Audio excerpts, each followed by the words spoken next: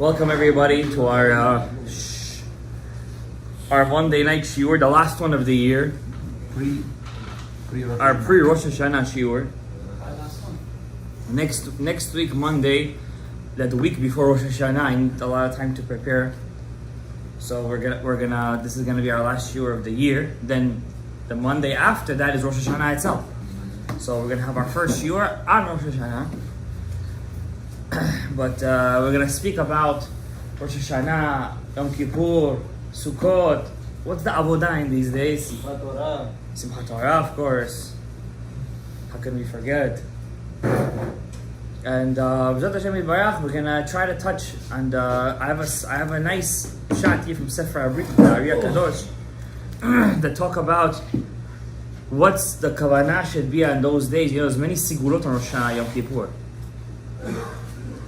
And this Elul that we've had so far, Selichot, everything's very nice, but sometimes the Yetzer Hara could get you so bad when you're in such a high aliyah, you're feeling it. Suddenly he sends you some satan that doesn't get out of your head, and it gives you such a yerida and such a boom, and you feel like you can't get up, but your avodah is you have to get up, because if you're gonna stay down, you're down. That's it. You're done. That was last week. That was last week's shiur. Don't stay down. Yeah. But I had this test on Sunday actually. I left shul shacharit. Ever since we've been davening here all together at 6 in the morning, 6:15 in the morning, 6:30. I can't daven late anymore. I just can't. If I daven late, I'm missing something in my head. Davening at home is an X. I can't even daven at home. That's not even an option anymore. You have to daven in shul. You just can't anymore. If you don't, you're missing something in your neshama. I went to the mikveh on Sunday, Motzei Shabbat. And Motzei Shabbat, the Gemara says that. Also, the Ari brings down that a lot of people, tzaddikim, used to die Motzei Shabbat. And because there was a sakana on Motzei Shabbat. We have an extra soul on Shabbat. When that soul would leave the big tzaddikim, they would feel such a difference, a disconnection, that it was a sakana for them. They would die on Sundays. Sakana is a danger. But that's why that's why we have the mitzvah of Melav Malka, by the way. What's the whole point of the Melav Malka? That Sudar V'it. According to the Ariyah Kadosh, it's brought down in the name of the Mekubalim, the Tzaddikim HaKadoshim, that Melav Malka that we do, Sudar V'it, is as important as Sudah Shlishit. It's as important. You have to do it with bread. You have to do it with Seudah, to make yourself a Seudah, and you have to keep your Shabbat clothes on. You can't get all, in your PJ, you're sitting over there, feeling all good, with your, your slippers, your fuzzy wuzzies, and you're sitting on the table over there. You can't be comfortable. No, comfortable. You have to sit with your shirt. There's a kavanah behind it. There's a kavanah behind it. And, according to the Ariyah Kadosh, when you do the Havdalah, all those parts of the Havdalah, the Kiddush, the Besamim, the Ner, the actual Havdalah itself, all these things, including Sudarit, is to pacify, to make that extra neshama feel good. So somebody's like, I don't feel anything on Motzei Shabbat. The answer is, he never got the extra soul. Make it sweet. But a lot of people that's why Motzei Shabbat is a very depressing time for a lot of people. Go crazy on Motzei Shabbat. They want to go out, they want to, because they feel a little bit of something is missing. Motzei Shabbat is a very tough time. And so the Ariyah Kadosh says you have to eat Melav Malka right away. You shouldn't wait till 10 o'clock, 11 o'clock. You should eat it right away with your Shabbat clothes on to pacify that extra neshama. And then Sunday is also a very tough day. Sunday is a tough day for a lot of people, because on Sunday it's right after Shabbat, and the avodah again begins again. You have to start the avodah again, and shacharit, mincha, aravit. You're going from olam haba, basically, you're straight into the yamei avodah. It's a tough time for people. And the Ariyah Kadosh says that a person has to split his service to Hashem into Sunday, Monday, Tuesday, Wednesday, Thursday, Friday. How do you do that? The Ariyah says that our specific work when we serve Hashem on Sundays is to serve Hashem completely in the mind. That means everything we should do, you should try not to stop thinking of Hashem even for a second. On Sunday. On Monday, the main avodah of serving Hashem is in learning Torah. On Tuesday, the main service of Hashem is to do action mitzvot. Bikur cholim, gimilut chasadim. Why is that? Because on Sunday, your neshama leaves you. That you had on Shabbat, the neshama part leaves you. Neshama, everything is in the machshava. So you have to pacify your soul. You have to do that by keep on thinking of Hashem. That's why on Sundays, a lot of the test of people coming out of Shabbat is specifically in the machshava. Bad thoughts, hirhurim ra'im, on Sundays. Because on Sunday, that's when you have to always think of Hashem. Monday, when we start work, our main avodah has to be learning Torah. You can't be mivatel Torah. On Monday is one day you should never be mivatel Torah. On Tuesday, which is the nefesh, our main avodah has to be, you have to look for action mitzvot. Gimilut chasadim. Your mother calls you, take me home from work. You have to say yes. Your father asks you for a favor. You have to say yes right away. You know, I heard a story. We're talking about Kibbud Av Va'em for a second. You know, there is this there's a chain of hotels in Israel called Melonot Dan, Reshet Dan. It's a big family in Israel, Dan family, and they own a chain of let's call it like the Hilton hotels, but in Israel, chain of hotels. So he was once speaking to a rabbi, the head of the hotel chain, and in the middle of the conversation, he says to the rabbi, "Excuse me." He picks up the phone, he stands up with like kavod, and he goes to the side. No, not such a religious guy, and he's speaking on the phone with such kavod. The rabbi was surprised, like, who was on the phone that you were so, like it was the president of the United States you're speaking to it. He said, it was my father. Because every time my father calls me, I stand up. He's like, but he doesn't see you. He's like, still, from the morak kavod, to make myself used to kavod, I get up every time my father calls me, and when I speak to him, even on the phone, I stand up when I speak with him. Chiloni guy. And he's the head of all the Melonot Dan in Eretz Yisrael. Such kavod. The zechut of Kibbud Av Va'em, by the way, we said every morning in Korbanot, we eat from that zechut in this world. All the mitzvot that we do, most of it is in Olam Haba, you get the sachar. But some mitzvot, in this world you get the zechut, that's Kibbud Av Va'em. And it's the hardest mitzvah too. It's the hardest mitzvah too, because they're very makpid. Huh? Long life. Yeah. Long life, yeah, but not only long life you get. Long life also means to enjoy your life. Parnasa, shefa, bracha, hatzlacha, a lot of that's to do with Kibbud Av Va'em. A tikkun, by the way, for Kibbud Av Va'em, if you want to know, you guys are going to go to your shuls. I'm going to give you some sigurot right now. What tikkun you could do for Kibbud Av Va'em. There's a couple of things you could do to be made. Let's say your person's parents passed away already, and he feels like he didn't do enough, he was able to do. Besides for the hashkavot, shmashkavot, and all that stuff, I'm not putting it down, all those hashkavot and stuff. But there are certain mitzvot that are also Kibbud Av Va'em. They're connected to the same power of Kibbud Av Va'em. And one of those mitzvot is to put the rimonim on the Sefer Torah. When they sell the rimonim on the Sefer Torah, How is that connected? that's connected to mitzvot Kibbud Av Va'em, because Kibbud Av Va'em comes from the chasadim and the gvurot. And those are the two parts of the brain, the positive and the negative. Father is positive and mother is the negative aspect, protons, electrons, and they go on the Sefer Torah, which is the child. And they go on like a crown on them, because your parents are your crown. That's why when your parents, everybody's parents, you know, if Mashiach doesn't come, when they pass away, you have to rip your shirt until your heart is shown. That heart represents the chesed and the gvura that your parents give you, the chesedim and gvurot. And the way to metaken that, to fix that, is to put the rimonim on the Sefer Torah. Another tikkun. This is man, what about woman? Huh? This is man. She could buy it. She could buy it for somebody to do. Another tikkun you could do, this is from the Ben Ish Chai, it's a bit harder to do. You have to fast for 40 days straight. 45 days straight. It's a little bit harder. But not the whole day. 3 hours a day. That's it. 3 hours a day.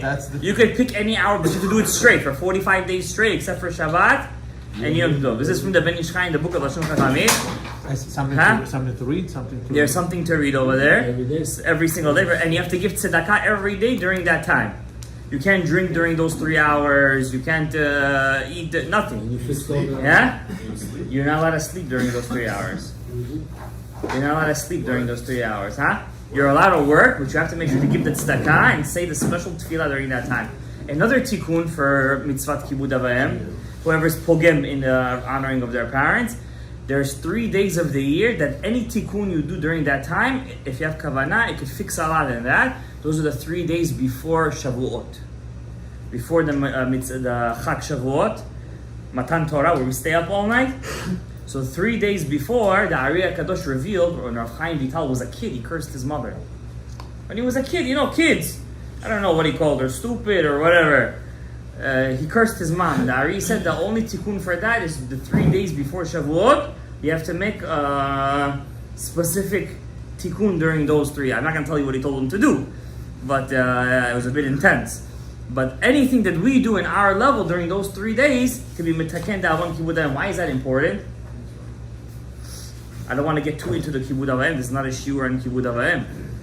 But the Ari HaKadosh explains to us, the Goyim paint us a vision of Gan Eden as you're sitting on the beach and everything is good. How long could you go? You could go to the beach today. How long are you going to go there for? How long are you going to enjoy the sun for? Not forever. At one point, you're going to get tired of it. You're going to want to go to Siberia. A little change of scenery. So the Ari HaKadosh explains that in the Gan Eden, you see, Gan Eden is not totally physical. It's not also totally spiritual. It's somewhere in the middle. What body do you have when you go to Gan Eden? Says the Ari HaKadosh in Etz Chaim. It's a body like over here, like you have right now. Just this goof.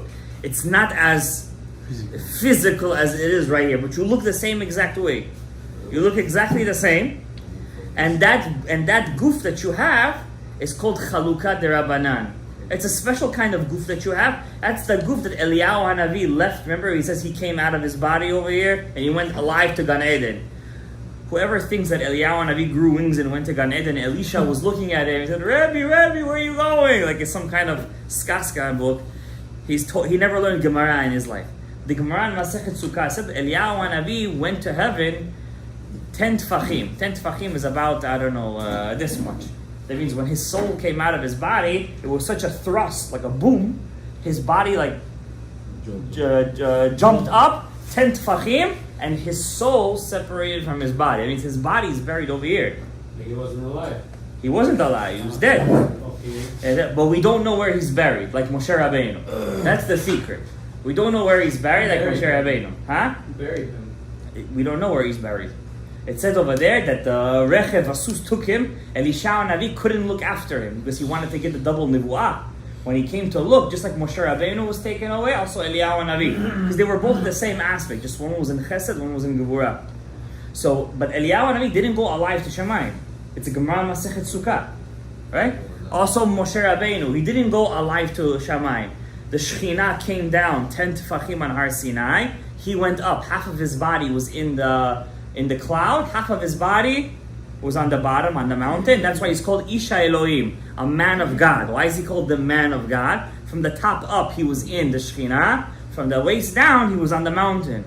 You understand? But no human body could go inside space. If you go to space with your body, what happens to it? It's going to burn up in a second. There's no, you're going to explode over there. You understand? So this is not some fairy tale that you're going to fly up to Shamayim. Rather, the soul comes out of the body and it has another goof around it. That goof is called Chaluka Derabanan. It's not the soul. It's like an intermediate between the soul and the body. And that soul, that intermediate, that goof, comes from your parents. It comes from your parents. Everybody has it. And they give it to you on the day that you were made. On the day that you made your children, that's how they have that Chaluka Derabanan. Depending how big it is, that's how much life the person is going to get. So a person has a big one, has a lot of mitzotzot, it's going to live a long life, says the Ari. Person has a small one, shorter life. So for example, let's say the parents, on the day that they conceived their child, not the day they were born, on the day that they made their child, the mikveh night, let's call it, the father that day, he respected his parents. His mother called him, says, could you do something for me, Sinochik? Yes, 100%. And he goes. And then that day he put on tefillin and nets. And that day he said brachot with kavanah. that from those mitzvot, he makes the chalukah derabanan, that goof, for his kid. If she gets pregnant that day. Preparation. But that, it's not like the preparation is stam. That, those mitzvot itself turn into that child's special body in Gan Eden. You understand? And those are the mitzvot that kid is going to really want to do when he's going to be born. How come some people, they run towards certain mitzvot and some people run towards other mitzvot? Because the day that they were conceived, explains the Ari HaKadosh, the child was made with those mitzvot. It's called Chalukah Derabanan. Now, when you disrespect your parents, you're burning your Chalukah Derabanan. You understand? You know, in Halacha, for example, I used to stand where my father prays. I used to stand over there to daven. I don't do that anymore. He says in Hilchot Kibud Avayim, you're not allowed to even stand in the special place of your father. Let's say your father has a specific place that he always stands. You can't even stand over there. It's like sitting in the place of your parents. You can't sit over there. You also can't stand. But what the difference is, your parents is allowed to forgive their honor.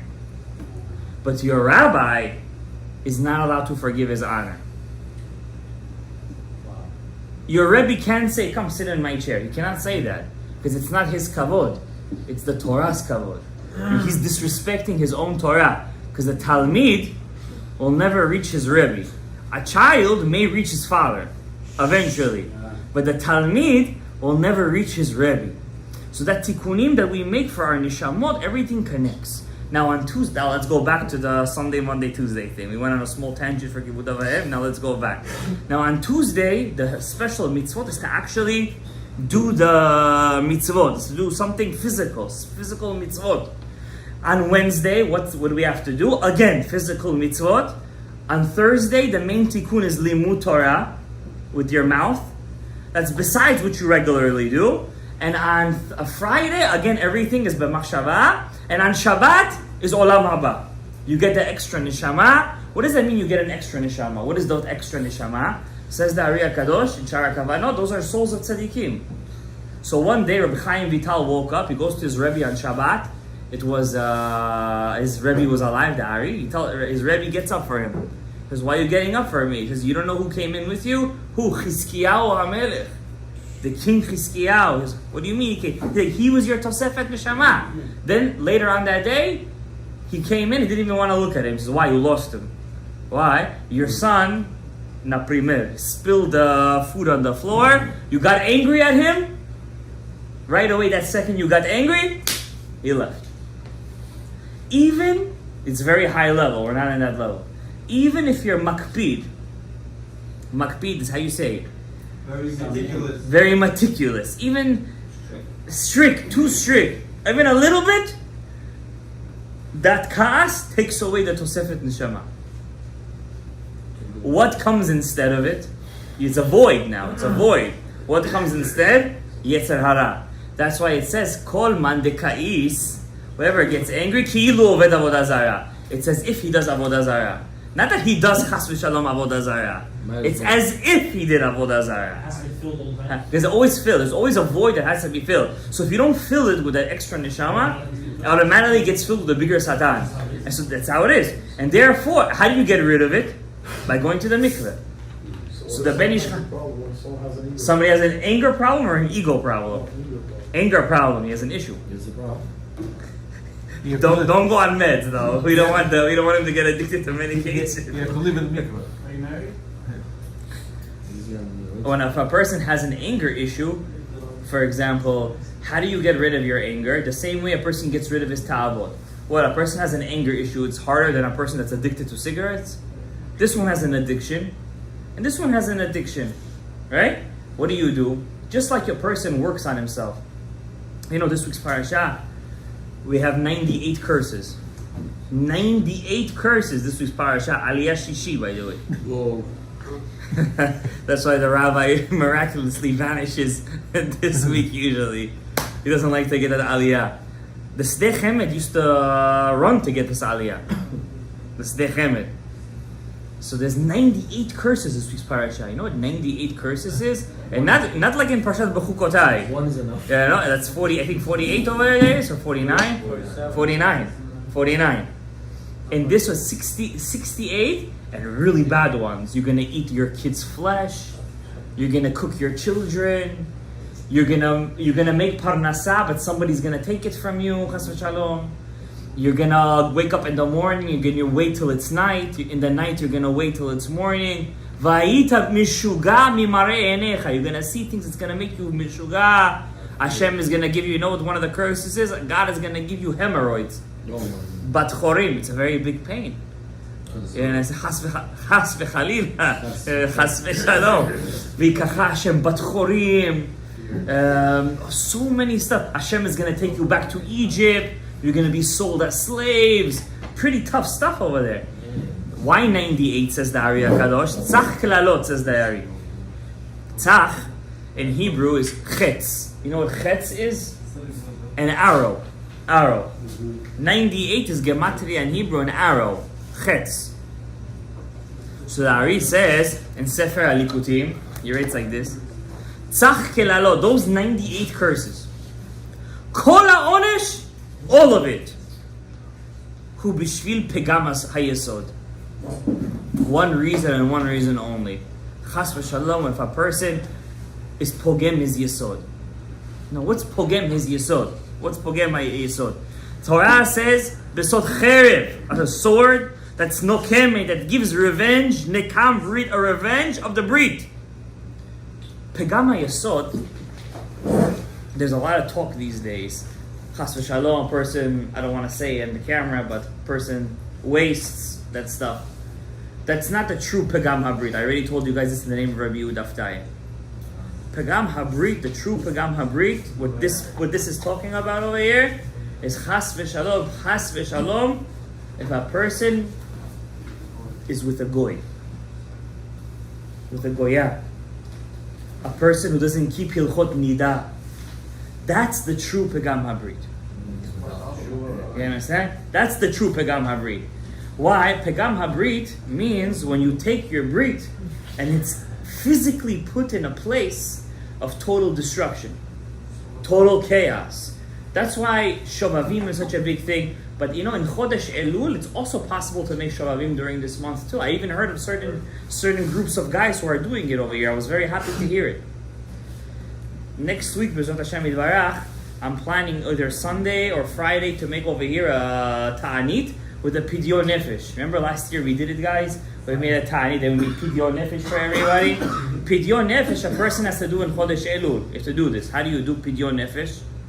You have to give $160 to the Chacham, or what you can afford. $160 is Gematria Tzelem. Tzelem is that Chalukah de Rabbanan that we were talking about, that you get from your parents. When you do Averot, you put it inside the Gehenom, inside the Klippa, inside the garbage. You have to pick it up. So the Chacham takes 160 silver coins specifically, not gold, silver. He takes these silver coins and he makes out of them 5 rows. Each of those 5 rows is connected to one part of Hashem's name.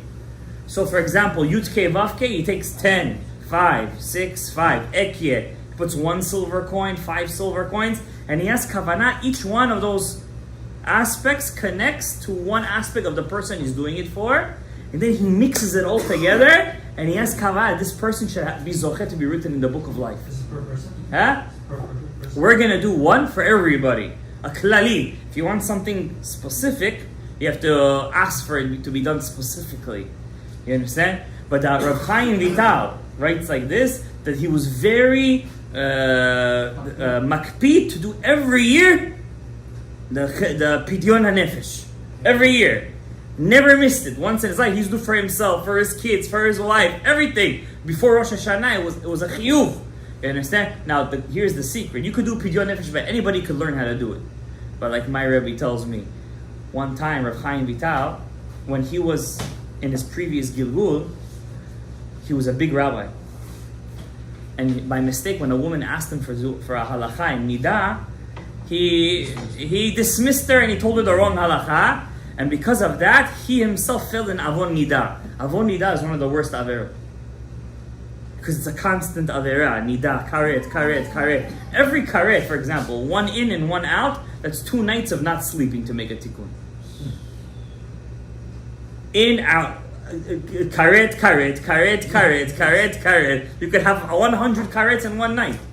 Chas v'shalom. You know, there's 100 karets. It's a tame of a person who lives to see 40, 50 years old. You understand? So every time you do a karet, to take the neshama out of that karet, you have to do a certain mitzvah to fix that karet. How do you do that? How do you fix that karet? One way is to stay up all night. When you stay up all night, you turn the karet into keter. The word karet, is chaf, resh, taf. Karet. If you take the resh and you put it at the end of the word and you put the taf in the middle, what do you get? Keter. How do you get the keter? The Ari explains to us that when you learn Torah all night, when you don't go to sleep, you're keter. How? Which animal symbolizes keter? Lion. Huh? Sus? It's close, but not really. Huh? The lion. That's not King, no, king of the I'll give you a hint. We eat it. No. We eat it. Should I call it an animal? And maybe I should just say it's a fish. Is it really an animal? It falls under the category of animal, no? Trick question. Fish. Fish are keter. Why do you put fish in your house neged ayin hara? Why is it neged ayin hara? Ayin, because hine lo yanum velo yishar. Shomei Yisrael. The fish never sleeps. His eye doesn't have eyelashes. His eye is always open. When we say Shir LaMa'alot, we say Hine lo yanum velo yishan shomer Yisrael. That's why you know that Chamsa, it has what it has in the middle? It has an eye. An open eye. The eye, that's Bichinat Keter. Hashem is always watching us. He's always watching. That's why putting fish in your house is Neged Ayin Hara. We eat fish on Suda Shelishit. All these things, because the fish is a very holy animal. It's a very holy animal. And when we bless our kids, Yisimcha Elim Ki Ephraim V'chim Menashe, because they're keneged the fish, V'yidgu Larov B'kerev Haaretz, fish, and we're makpi to eat fish. The big hakpara is in Suda Shalishit. If you want to skip it on the night and the morning, you could. But you have to be makpi to eat fish and Suda Shalishit, the Fiyari, of course. What? You want me to get you some fish? So, when a person eats the fish, he's mitaken that. You're connecting to the fish. Also, that's why Am Yisrael is keneged the deer. Why a deer? A deer, when it falls asleep, his eye is half open. Like this, he falls asleep. His eye is half open. Right away, he senses the danger, the predator. Right away, runs away. But it's not completely. Why? Also, fish is keneged a keter because the fish is under the water. And keter is bichinat covered. It's always covered. You can never see it. Like a fish, right? The only animal that wasn't destroyed during the Mabul, the flood, was what? The fish. The fish. Even the birds were destroyed. Even the birds. The fish, no. The fish have a kiddusha to them. That's why fish is the one animal, it's the easiest to find out if it's kosher or not. Scales and fins. You don't need to be a big rabbi to know what scales and fins are, right? Anything that has scales has fins. Alright? So every pegam that we make is all the 98 pegams is keneged the pegam abrit. Why pegam abrit? Gematria chetz. The tzach kelalot is keneged chetz. Now you might ask yourself a question. Okay. We do the pidyon nefesh and everything. Why come our galut is so long?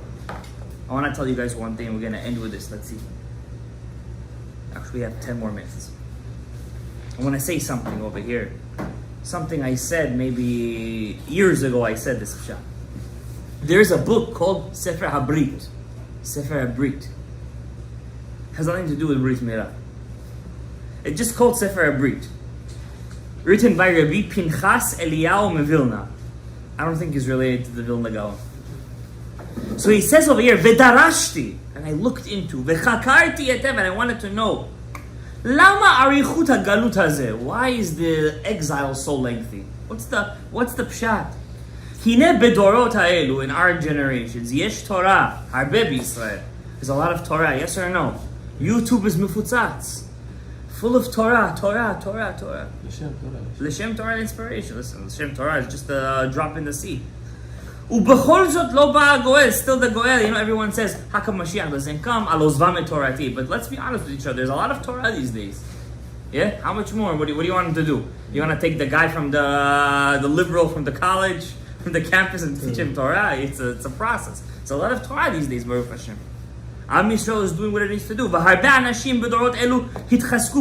So many people are strong in tefillah, no talking in shul. Right? We try. Listen, it's it's right there. We try our best. What? It's not an easy thing. Some people, the people come to shul. Sometimes a big amaretz comes. He doesn't know from his right to his left. He comes. He sees his friend all week. He didn't see it. He starts to chat with him. What can you? You're gonna beat him up in the middle of the shul. You tell him no, shh. You try your best, but we're trying, right? Shh. But so many people daven to Hashem. And they don't get answered their prayers. Their tefillot don't get answered. There's so many people today. We have Hatzalah, Misaskim, Chai Lifeline. How many of these kind of stuff we have? Gemachim we have. Shiduchim, that we have so many of these things. But people are not getting their prayers answered. Have we ever had a generation like this? My wife works in a cancer hospital. So many Chas v'Shalom Jewish people there with cancer. Religious. Lo aleinu. He says over here, V'chipasti Rav Eliyahu or Pinchas Eliyahu Mevilna, because I looked inside. What's the reason for all of this? You're not going to believe what he says. Now, if you come to me with that says, I heard this, listen, I'm telling you what he says. If you have beef, light a candle for a Pinchas Eliyahu Mevilna and speak to the candle. Don't speak to me over here. I'm just reading to you what he says. Chipasti ladat. Mi hu zeh mafsid. What's the one that's causing all this Chas Shalom destruction? Matzati. Ki gimel hakitot kulam einam mekavnim letfilatam. People do not have kavanah during tefillah. Not kavanah that you think, Pirush HaMilim. I'm talking about kavanah. What we learn in L'Shem. Havaya. Rashash is taking it to the next level. But even this book, Avodat HaKodesh, even these small kavanot person can do. And Chas v'Shalom, if somebody in a different shul sees you with this sidur, he's going to say, until you're going to get there, they right away break you. Why do they do that? Jealousy. The neshama wants it, but he doesn't know how to learn it. And he sees somebody holding it, and he says, why are you holding it? He wants to break you. Why to break you? Listen, I was in Kolev for 5 years. We went to Rabbanutas. We went this and that, and there were rabbis with us inside the Kolev.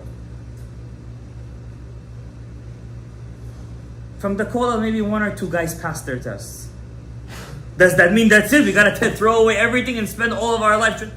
You have to graduate in your life. You have to learn how to do kavanah. What's the point of all of this if not to do kavanah? It's tiring. That's the problem. That's the problem. It's too long. That's why we're in Galut for so long.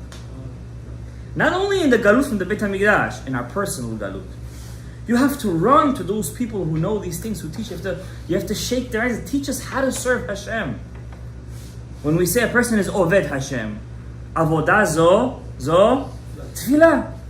Tefillah is the Oved Hashem. Look what he writes over here.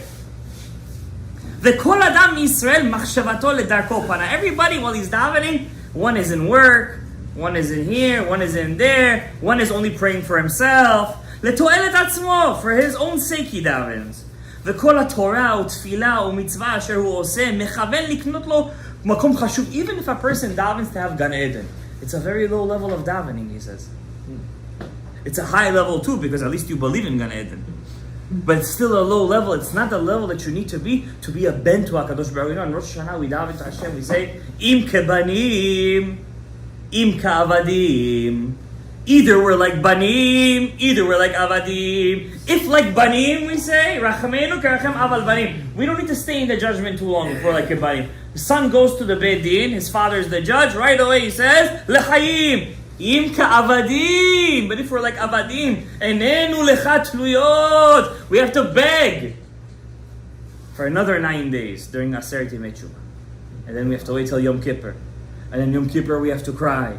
and we have to fast, and we have to this, and after that. Because we're like avadim. We serve Hashem al menat lekabel pras. Give me a makom gan eden, give me this, give me that. Instead of serving Hashem b'kavanah. He says over here, והוא חושב שיצליח על ידי זה ושיאריך ימים. He's praying for a long life with his wife, with his kids. And I'm not saying that you shouldn't daven to have good kids. You know, every day I finish my tefillah. Almost every day, if I'm not in a rush.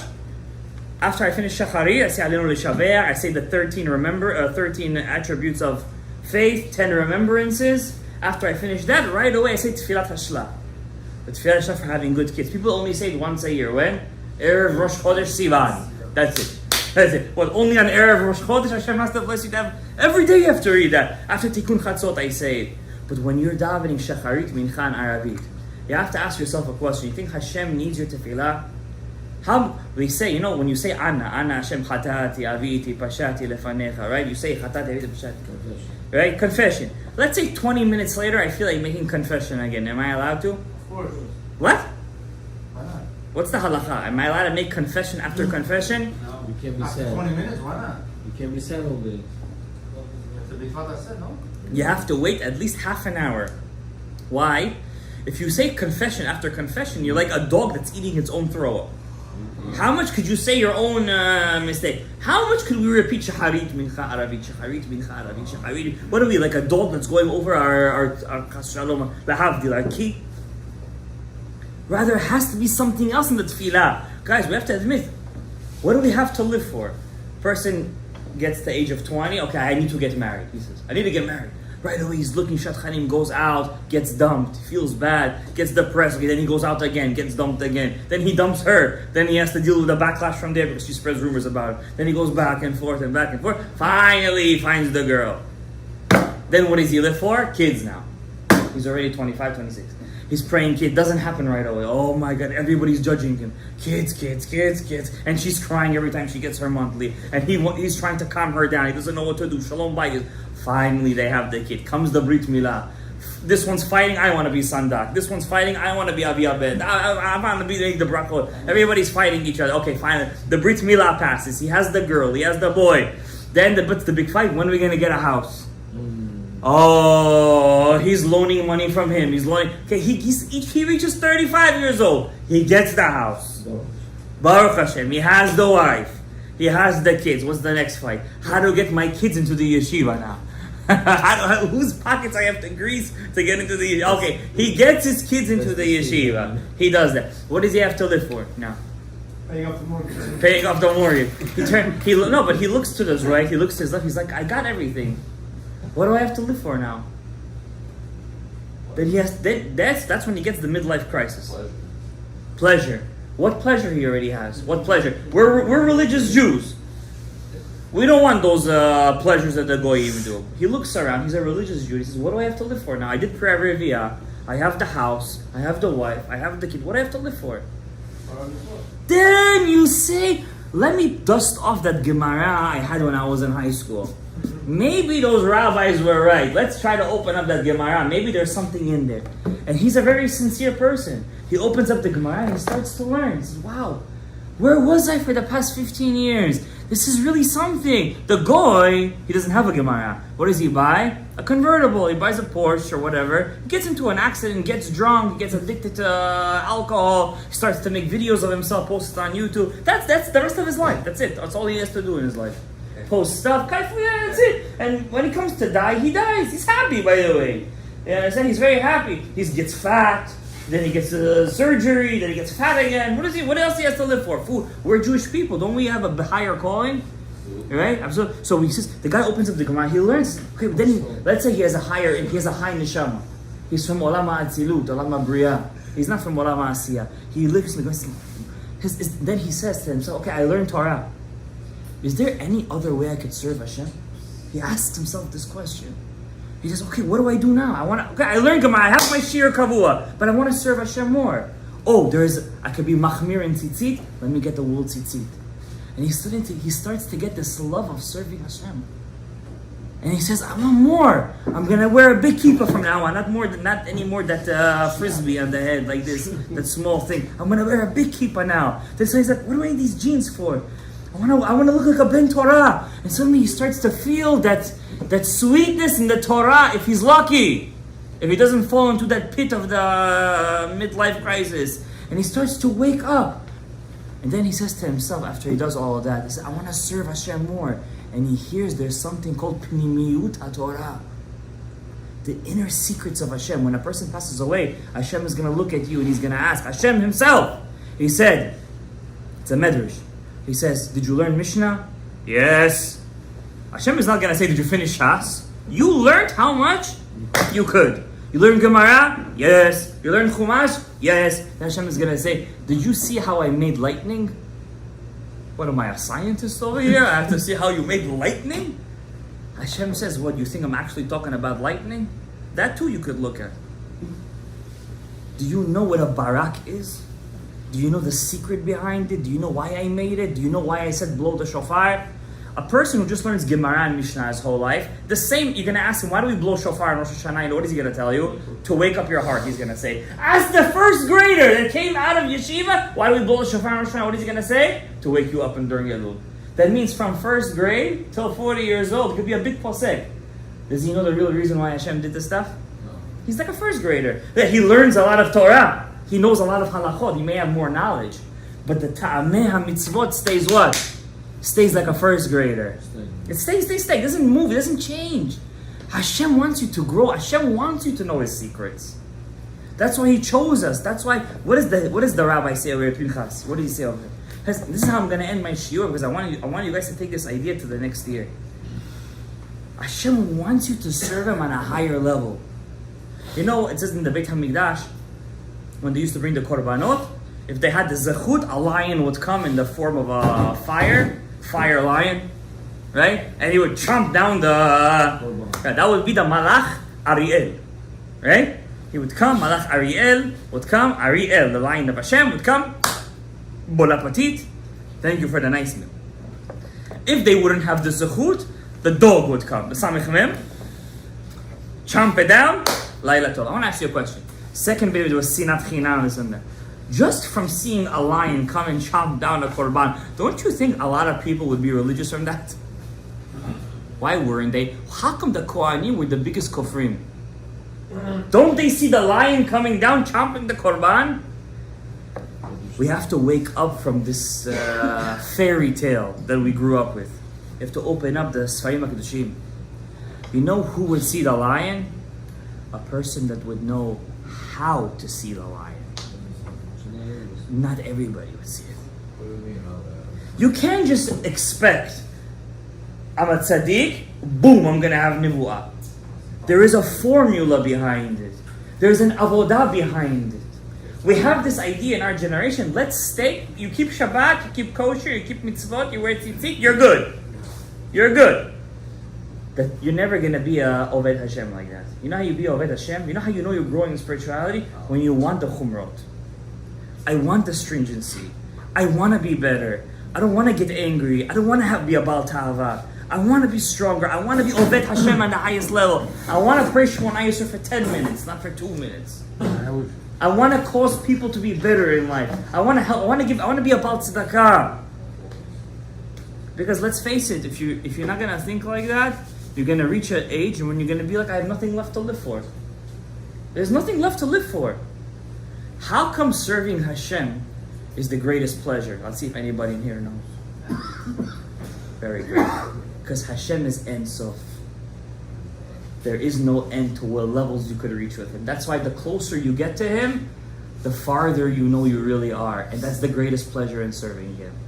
May Hashem always be mizakeh otanu, to serve Him, to be close to Him. May we all here be written and inscribed and sealed with our families in the book of life, the book of tzaddikim, the book of kedoshim, parnasat tova, shefa, Torah, mitzvot, maasim tovim, v'yechelkenu miyoshei beit hamidrash, baruch Adonai leolam, amen ve'amen. Rabbi Hananiah ben Akazia, רצה הקדוש ברוך הוא לזכות את